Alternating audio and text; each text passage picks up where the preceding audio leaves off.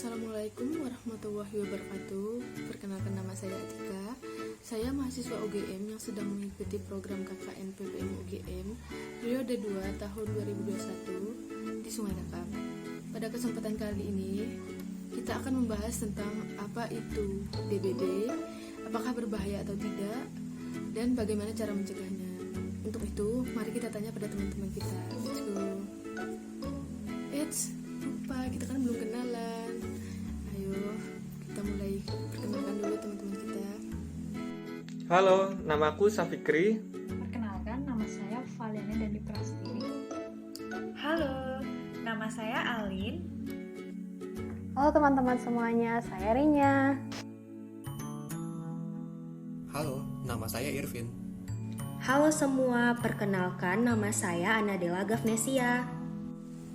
Oke teman-teman, apakah teman-teman pernah mendengar tentang penyakit DBD ini? Pernah. Pernah dong, Kak? Iya, pernah.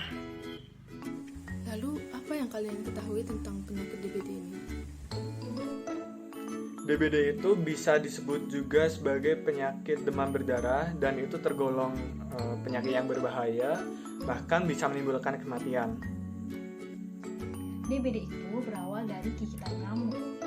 Untuk gejalanya yaitu mendadak demam tinggi, nyeri kepala, nyeri punggung, disertai tanda-tanda pendarahan seperti mimisan dan juga gusi berdarah. Setahu saya, DBD adalah penyakit yang menular melalui gigitan nyamuk. Nah, yang mana biasanya nyamuk-nyamuk itu akan bersarang dan berkembang biak di tempat-tempat yang kotor, khususnya genangan air.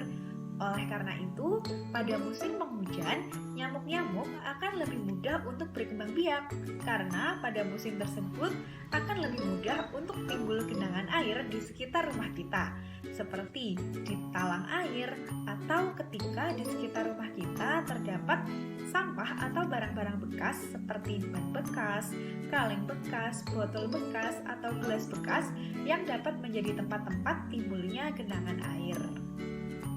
Oh iya, kalau terkena penyakit ini, ciri khasnya adalah bintik-bintik atau ruam merah di kulit seperti di wajah, di tangan, dan di kaki. Biasanya gejala ini muncul pada hari ketiga sampai keempat. Oh, betul sekali itu. Nah, jadi penyakit DBD itu adalah penyakit menular yang disebabkan oleh virus dengue. Virus dengue ini ditularkan oleh nyamuk Aedes aegypti. Jadi, saat nyamuk Aedes aegypti itu menggigit manusia, virus dengue ini akan masuk ke tubuh manusia dan menginfeksi tubuh manusia. Biasanya waktu inkubasi virus ini 4-7 hari. Setelah itu barulah muncul gejala-gejala seperti yang teman-teman sebutkan tadi.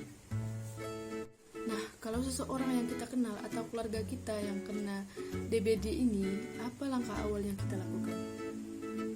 Oke, setahu saya, pertama, orang yang terkena DBD harus segera dibaringkan atau dilakukan bed rest.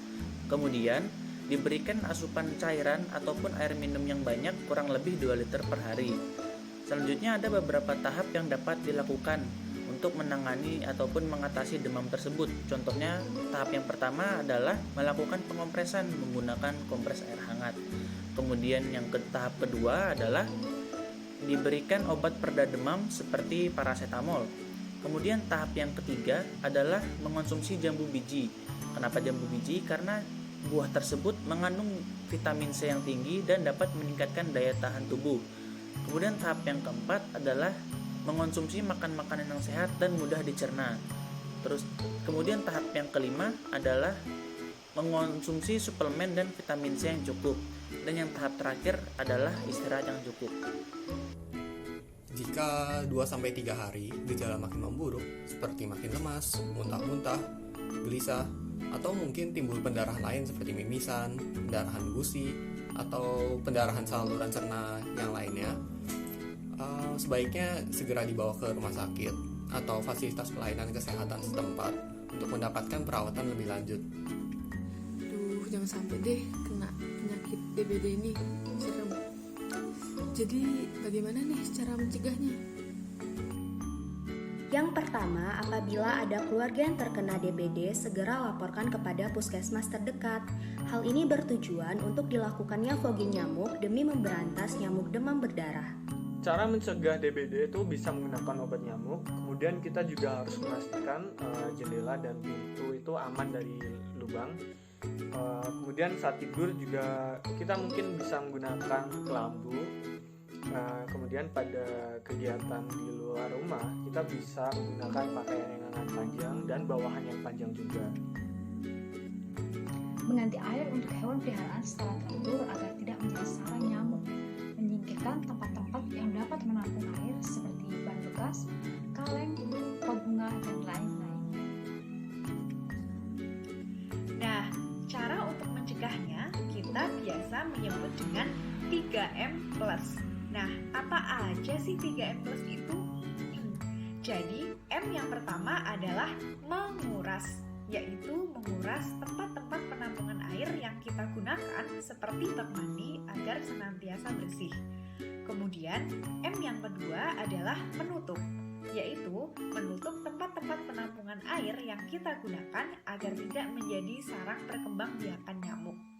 Kemudian, M yang ketiga adalah memanfaatkan kembali barang-barang bekas seperti ban bekas, kaleng bekas, atau gelas-gelas bekas agar tidak menjadi sampah yang menjadi tempat perkembangbiakan nyamuk. Nah, kemudian ada plusnya juga nih. Plusnya apa sih?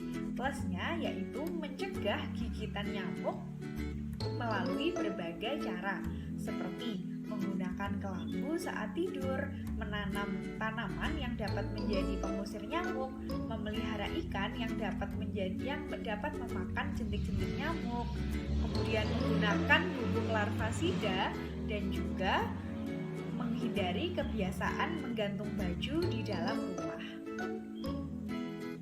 Nah, kemudian pada pemuda seperti kita ini jangan lupa untuk mensosialisasikan 3M+ tadi ke masyarakat ya.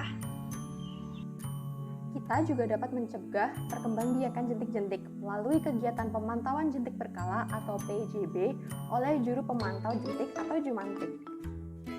Wah, lengkap sekali ya yang sudah disebutkan teman-teman tadi. Aku jadi makin paham bagaimana cara mencegah penyakit DBD ini. Oke teman-teman, kita cukupkan dulu diskusi kita pada kali ini. Terima kasih sudah menonton sampai akhir. Semoga ilmu yang didapat bermanfaat. Salam sehat semuanya. Wassalamualaikum warahmatullahi wabarakatuh. Ingat DBD, Ingat 3M+.